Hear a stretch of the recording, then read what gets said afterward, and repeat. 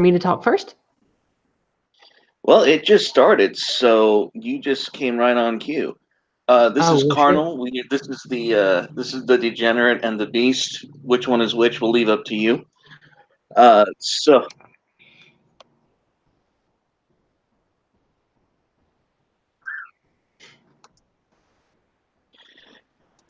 I Leave up to apologize. me or People leave don't up to the fucking viewer? remember. I'm sorry, I didn't mean to talk over you. We must have chat delay. Yeah. Yeah. Just leave it up to the viewer. So there we go. But it took so long because someone was having technical difficulties. Yeah, my bad. I'm Well, gonna no. pop up. Tell about tell about your camera issues. Well, I don't know if anybody's even in the chat yet, but for some reason, whenever I click to join the Hangout with my new camera, Google Hangouts defaults to this extra wide point of view fisheye lens setting, like. And the fucked up thing is there's no way to change that. And even when I open up my proprietary software, which normally lets me change everything about this expensive camera that I bought, it doesn't recognize in Google Hangouts. And when I even try to use anything in it, it just kills my cam image in Hangouts.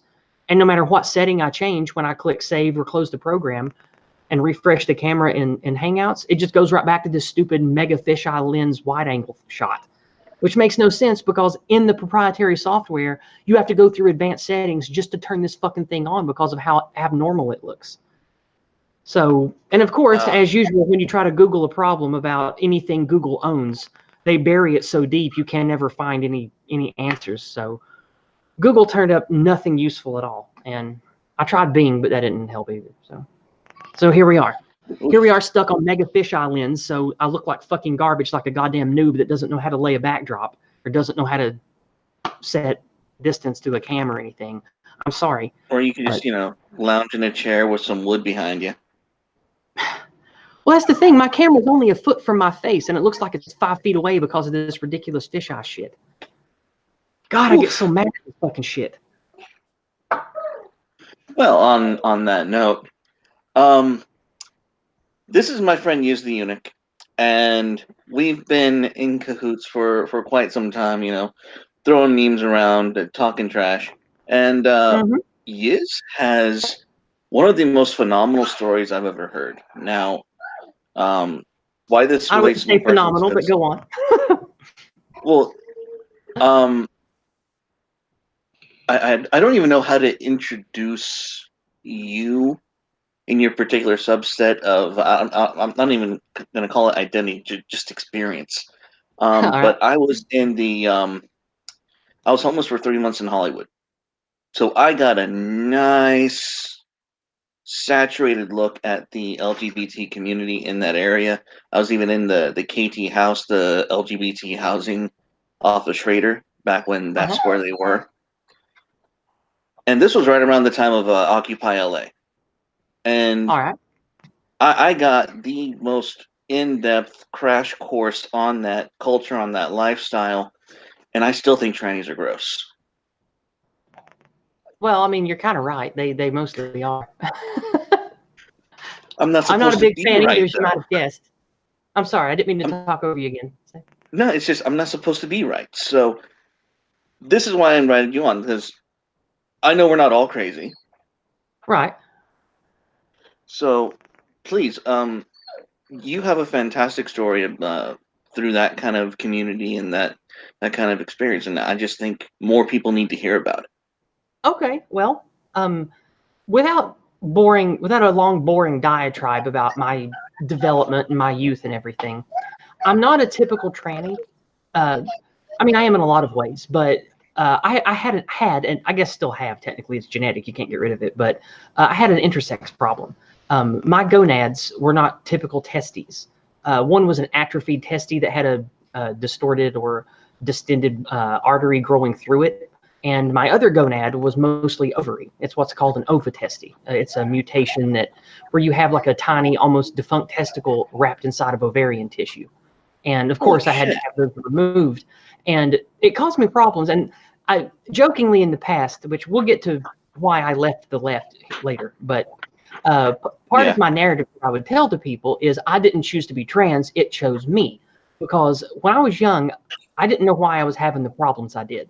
But it was because later in my late teens I found out my body was starting and stopping both male and female puberties. It would start one and stop, and then start another one and stop. And apparently that's a pretty common ovotestes issue, is through development, you sort of end up with a almost childlike adult look. And a lot of Klinefelter's patients end up that way too. That's one of the most common androgyne types. My type is what they used to call hermaphroditism, but in the 60s and 70s, pornography sort of co-opted that word and ruined it, and the medical community doesn't really use it anymore. They say ovotestes. That's what they call my type of intersex. And most Klinefelters or XXY or XXYY people, they end up sort of looking like, you know how Tilda Swinton sort of has a intersex look? Most of us sort of end up looking like that as adults. We have, like, you can tell that just looking at me, you can tell that I'm a big person because I'm 5'11". I'm tall. I have sort of long body parts. So you could guess that I was male, but you could also, if you know a lot of sort of andro-looking women, you might think I'm female too. So I really have sort of a middle of the road, like what trannies and drag queens call clocking. Like, oh, I clocked that bitch, meaning I could tell she's a man. Like, you know, that's how they talk. And people will clock me about half and half one way or the other through my adolescence, because even when I was a little kid, I had very religious parents. I'm from the middle of nowhere in Appalachia, not too far away from Dollywood. And pretty backwards area I grew up in. And when I was young, I was subject to a lot of religious abuse, and that was pretty ugly. And when I say religious abuse, I mean not just my parents were Christian. I mean, you know, telling me that I was cursed, there was a female devil in me, I was a trial by God to test their faith and shit. Really ugly, kind of off the deep end religious shit. Well, you were the first proto-Slaneshi experiment on Earth. Congratulations. Yes. Well, no, probably not the first, but hopefully not the last either. But anyway. Yeah. So, but sorry, I'm just going to stop you. Go ahead. Just for a second. So, when I was first introduced to like transgender and intersex people, the main thrust of sympathy and advocacy was supposed to be for people, I presume, to be like you, who had no choice. It was like part of their nature. In a lot of ways, that's what it used to be before it got co-opted. But please continue. And no, I'm just excited to have someone on the air who's, you know, legitimately one of these people, and, you know, to understand like where you're coming from and where you are now with the left. Well, I know I rambled there for a while, but previously what I was trying to get to is I didn't choose to be trans, it sort of chose me. And what I meant by that, I didn't really have much of a choice, because for me, I am not like the typical tranny or late life transition or narrative of I'm a man trapped in a woman's body or I'm a woman trapped in a man's body. I have never hated my body parts. I've never wanted to get surgery. I've never wanted to get breast implants or try to get facial hair implants and become a man. Like, I have never had a problem with me. I have always had a problem with how everyone reacted to me and treated me. And coming from where I did, growing up, I didn't know about, because I'm 40 years old and I grew up in the middle of fucking nowhere in Appalachia. So I didn't really have internet or anything advanced or progressive around me to even know there was anything other than stereotypical 1950s man and woman. Like, that's all that I knew growing up. Whoa. And yeah, like, it was fucked up. And I had a really abusive father and blah, blah, blah. I don't want to get into that shit. It's depressing and sad. But anyway, the reason that I say being... There was one part of that. He chose your primary genitalia for you, though. Was that kind of important, or did I misread that? I only had vaguely nondescript genitalia. Okay. At least according to what my biological mother said. I have a sort of normal-looking penis, and underneath that, I didn't really have much of a scrotum. I just had sort of a lump with a perennial. God, what do they call that? It's like a perennial labia. It's just like a little ridge that runs down the middle, and I didn't have much to speak of. My gonads were not as high up and inside the pelvis as an ovary, but they weren't descended like testes. They were just sort of right at the base, sort of just in a little tuft instead of a scrotum. And that's what, and I assumed that they had to stitch something up or change something or whatever. Like, I don't know if it was just a botched circumcision, but about half my genitalia is just this long, dark, ugly scar. And so that's really the only part of my body that I'm kind of self-conscious about. But that's fine because it's right underneath my crotch, and people don't have to look at that anyway. So that's okay. But that's the only part of myself that I'm kind of like, I don't want people to see, which is fine because you don't want people looking at your taint anyway. So it all works out. Yeah. But we'll walk away from that and go back to what I was saying, that I never cared about identifying as a man or a woman. I cared about the identity of gender just for getting by in life, because most people, even trannies, they don't recognize how valuable the binary gender sockets is. You need to be one or the other, or people's brains don't interface with you subconsciously, and actively it's challenging for people to interact with you in society. So as progressive and as interesting as it sounds to live in a science fiction future where gender and bodies and sex are all malleable and people just can pick, that's not the reality that we live in. The reality we live in is there is codified gender of male and female, and it's important for people to have that and to be established in it, or they can't really function in life. And so I wasn't really, by the time I was like 12 years old, I already had breast tissue, I already had hips, I looked mostly like a girl. And I developed during normal pubescent years when regular girls develop between 9 and 12. So by the time I was 11 or 12, I was almost 6 feet tall. I had small breasts. I had hips. I didn't have facial hair. I didn't have an Adam's apple. I never developed those things.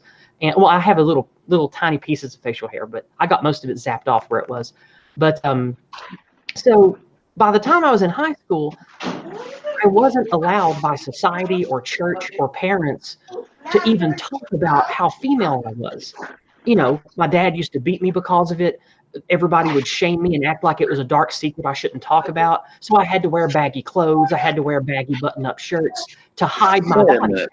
They wanted me to act like a boy. They wanted me to act like a man, even though biology was telling me I don't look like a boy. I look more like a girl. Shouldn't I act like them? Shouldn't I dress like them? And it caused me a lot of conflict and problems. So, but thankfully, the internet came about in the early 90s, and that's when I was starting high school. So in just a couple more years, everybody just sort of got more progressive. My horrible shitbag father was out of the picture because my mother left him and all that. And I sort of got to just explore being who I was between 15 and 20. And that's when I finally got to a doctor in my early 20s, found out that I was intersex. I got my gonads removed. Everything sort of worked out after that. But to wrap it up, I chose female simply because it worked the best for who I was biologically and who I am the most intellectually or neurologically, however you want to say it. Even though on paper, I have a very similar trans experience of codified male at birth, then transition. That's my experience is nothing at all like the tranny narrative, because I didn't have a normal boy life and then try to jump into a woman life. I don't feel like I've ever been either one, and I don't feel like I ever transitioned into either one. I just pretend to be a woman the most because that's what's easiest for me in society, just to get by. So yeah, I saw you play your head. Do you want me to stop? No, you're fine. It's just so that's where I am. That's where I've been since my late teens. So for the last 20 years, I've basically just participated in the female gender because that's easier for me than trying to be a male and be in the male gender. And it's more comfortable as far as my expression, because this is how I tried to look 20 years ago when I was in high school. I just wanted to be me. I didn't want to wear makeup. I used to wear a little bit going to the club or whatever, like, glittery stuff back in the glitter goth days of the 90s. But I don't really care to have. I tried to be stereotypically female in the early aughts. I got a big water bra, so I would heave my chest up and have cleavage. I grew my hair out real long. I dyed it black. I wore full makeup all the time. I wore women clothes. I got high heels. I got dresses. And I felt more disgusting, more fake being like that than anything else I'd ever done. I felt like a pretender. I felt like this is gross. This isn't natural. This doesn't suit me. And so I just sort of stopped because, I don't want to be something I'm not. And I think that that's part of the tranny disease is Yeah. People grow up and they separate gender behavior from the biology of it, and they believe, oh well, if I like dresses and pretty colors, and if I'm a gay man and I like to suck dick and I like drag and all this other stuff, I think sort of like a reflecting glass that reflects back to their psyche what they see and hear in media about the trans narrative. And I think that only a small percentage of trans people really should do something about their gender, because I don't think most trans people, quote, need to. Now, again, Yeah. I'm a liberal, like in the classic sense, not the progressive stupid sense. So I think people should be free to explore and do what they want with their bodies and shit. I just don't think that the LGBT activist narrative is more helpful than it is hurtful to actual trans people like me and other people that are born with gender dysphoric experiences where, a lot of people that I consider to be real trans people, they have a harsh disconnect with their body and their gender from their earliest memories. Now, I think those people, there is something wrong with them. And I think that medicine and science needs to address that. But I don't think that it's fair or helpful to put us, quote, real trans people, as minuscule as we are, into the same bucket as the millions of, queer girls that put on a pair of jeans and say, okay, I'm a boy now, and all that shit. Well, It's and a here's the thing is, I'm listening. I'm listening to what you're saying, and it's clear that your body developed as a female, despite there being clearly mixed messages.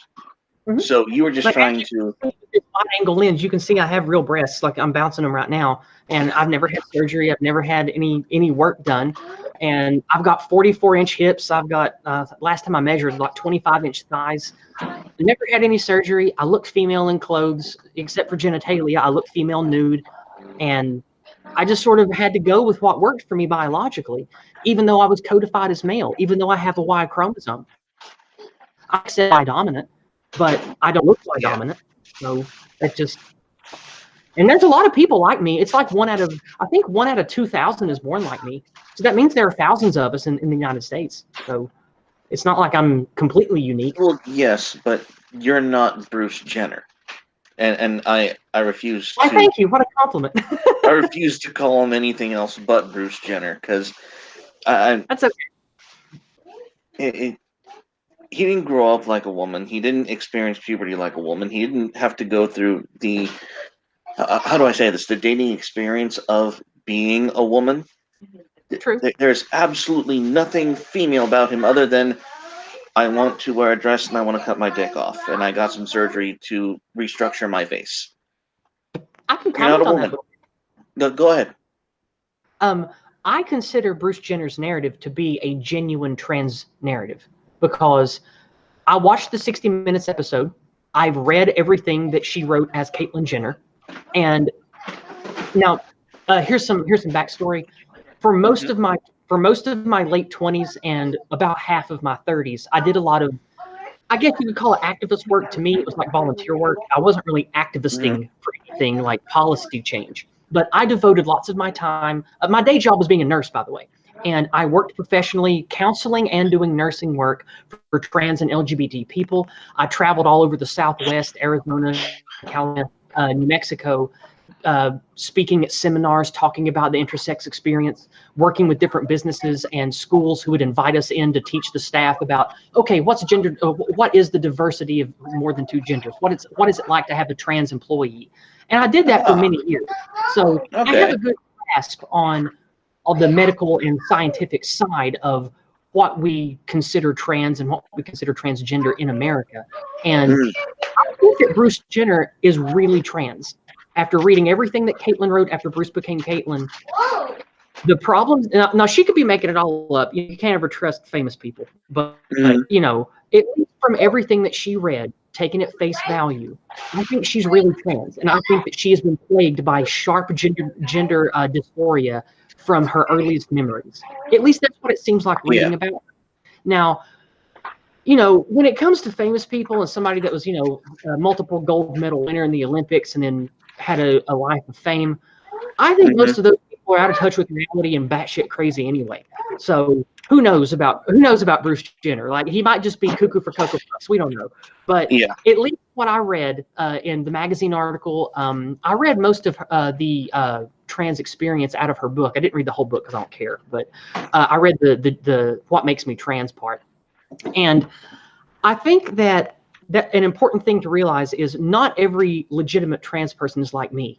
There are people, it's been documented in science around the world, not just lefty liberal stuff like in China, Japan, where they don't have that trans activist shit. They squash that shit. Yeah. But they still scientifically notice a small percentage of their populace has sharp, undeniable gender dysphoria from the earliest memories. And Yeah. to me, that means it's a real phenomenon. I'm not saying that we should teach it in schools and we should let, little kids start to transition. I'm not saying we should do that. I don't think we should. But it is a real problem. But I think it's such a small percentage of people. It's unfair for if you don't want to try to board with a particular kind of congenital heart defect. You want to analyze the problem and you want to fix it, you want to politicize it. That's how I think you should treat us. Yeah. Well, and yeah, there's a problem with that. It's not treated like a medical issue. It's given political force, and that's what's scary. And that's the real scary part of this is, it's not treated like it's, an individual and private medical problem or issue. It's given this wide berth of now we have to accept them, I don't want to say publicly, but we have to accept the intrusions. Like, for example, if a man for some odd reason claims that he feels like a woman, he's now should be allowed in the women's restroom. I have a problem with that. I don't think that's entirely wise. I think that, in the paradigm where we are, where men and women have been separate for quite some time, that just leads to trouble. That just leads to, and that's what most people don't take into account. They think that when... Sorry, go ahead. I didn't mean to interrupt. Well, they think that when we come out as, against trans activism, that we hate trans people, when, we don't see it as a trans rights issue. We see it as a women's safety issue. It's a completely different I would take it a step further and say it's a human issue, because you don't want, it's a common thing to say you get what you subsidize for, right? If you subsidize for mental illness, you're going to get more money. We should not subsidize. That's what I think. And whether your trans issues stem from something physiological and neurological like me, or they stem from something arguably only psychological, it might not even be a delusion, but we shouldn't treat it like a life choice. We should treat trans people, which are people like me and like the people with real gender dysphoria, they should go in their own bucket, and they should be called, like by the medical terms, I think they call it transgenderism now or whatever. I don't know, because the words change all the time, but whatever. Whatever we are called and codified as in science, those people need to be isolated and taken out of the LGBT activism bucket, because we don't want to subsidize for that. Because look what we have now. You've got millions of people under the age of 30 now claiming they have gender problems, claiming that they're trigender, claiming they have their fey gender and all this other bullshit. Or you have these wackadoo activists that, like that Jacob Tobias guy or whatever the fuck, that they act like gender rights are like gay rights or black people's rights of the 50s. And it's like, no, bitch, know your role. This is not the same thing. It's not the same thing at all. Like, who you want to have sex with is not the same as what you are on the inside or what your body is. Those people have real problems, and they go in the science and medical problem bucket. Everything else is just life expression and your choices as a progressive wackadoo. Don't make it like it's something that it's not. And the problem is they conflate those two things, and they've been pushing that narrative for like 15 years now. And look what we've got. They've subsidized the mental illness of transness, and now we have a mania sweeping the West of this rampant gender dysphoria in kids that aren't even 10 years old yet. And I think that it's the cart before the horse. I think it's this mania that's pushed by the activists and these progressive people in academia and in media that's making this phenomenon happen. Because it all started when they started. Like, look at the 90s, the early 90s. Look at the 80s. Like, by comparison, almost zero cases of this. Yep. It's kind of ironic that we've had the explosion of childhood gender dysphoria immediately following the explosion of the activism going all over the West, right? Oh Like, yeah, it's complete. It's just a coincidence, right? yeah, just a coincidence. Well, Must be something in the water, right? We got that trans fluoride. Yeah, we got that trans fluoride in there. But I was. This is actually something that I have a child in the background. I can hear. There was I was at work, and I'm not going to say where I work or what area this was at, but I'm at work, and the lady at the front desk has has a roommate on property. I work for a hotel chain. Sure. So her roommate is a lesbian in a relationship. Don't know, don't care. You do you. Yeah. Mm-hmm. Her roommate's girlfriend had a child in another relationship with a guy, and the guy finally got the rights to visit his daughter to see her daddy. Well, daddy decided he didn't feel like being a daddy anymore. Okay. And what was completely bizarre is my coworker explaining to me how how how this little girl who wanted a relationship with her dad has completely had her reality flipped upside down, inside out. She doesn't know what is what. She's essentially shut down entirely. Mm-hmm. And I've heard of I was on Twitter, the bane of everything on the internet, and they brought up this thing called dead naming, or how like the dead marriages of trans people. I forgot what the widows of trans people. Yeah. And I'm like, playfully, me and my drag queen and tranny friends, we call it your slave name. Like the name you used to have, we call it your slave name. Your slave. Okay, all right. Yeah. Because this fun black drag queen I used to in the dressing room. I do drag, but I hung out with my drag friends, so I was in the dressing room a lot at the drag clubs, and sometimes they would playfully pretend to whip each other's back, and they would call out their slave name. It was really funny. I'm from the South, so more than half of them were black, so it wasn't a racist thing. It was just no. It's that is not a South thing. That's everywhere. Oh, if you're in LA, if you're in New York, half of the trans people are black because well, I don't want to make this assertion, but my best guess is because they have no father in the home. There's going to be a higher percentage of men who feel emasculated. Maybe. So I also know that religious conservatism in America is statistically higher in the black population. So maybe that means there are more rigid representations of expected gender norms, and black men who are more queenie or faggy are more likely to want to participate in female gender tropes by default, since they have a smaller window of opportunity for how to express themselves, like I did, the way I grew up. Maybe that's part of it too. But I definitely think a lack of father figures plays a big part of it. All I know is that regardless of the religious part of it, I kid you not, most transgenders that I met, at least 1 out of 2 were black, at least. Okay. So it's not just in the South. I don't remember enough to have an actual percentage on white or people of color, trans and drag people that I've known. That was a lot of drugs ago. So we're talking a literal haze. There's a literal haze there. This was in the late 90s and early aughts, so that's a lot of drugs for me ago. Well, I actually did not have marijuana until I was like 2000 what 2010. Oh, okay. I like hallucinogens. That's why I say it's a lot of drugs ago, because every year is a new experience. So for all the things that I experimented with, I resent not getting to mushrooms before I decided to settle down. I recommend DMT and LSD more than mushrooms. No, I get one brain.